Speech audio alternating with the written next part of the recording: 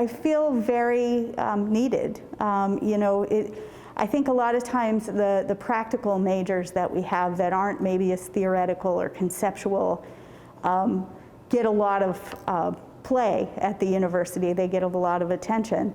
But really being able to do practical things is meaningful, I think, particularly in times of crisis.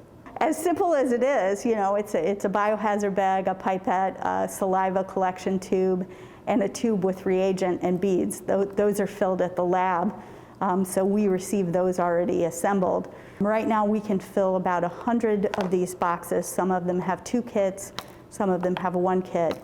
We can fill a case in about 90 minutes. So we get about 100 kits or 200 kits, depending on if it's a double kit or a single kit, in about 90 minutes. We've been doing, I think, regularly about 2,000 tests a week. We could potentially see up to 30,000 tests a week.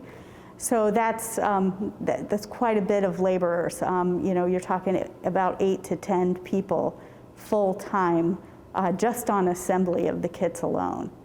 It's been a really, really rewarding experience. Researchers, scientists, line workers from across the campus community have come together in a way that I've never experienced at Michigan State. I mean, it really has been a rewarding multidisciplinary effort that has happened in such a rapid fashion. There have been some delays, and I think that that's expected.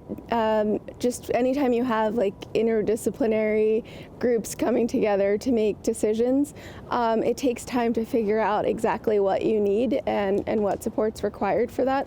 I was talking to some colleagues last semester, and I said that I finally learned the difference between research and administration. Not that that they are separate, right? But yeah, in terms of leadership, we've moved on the things that we've needed to move on.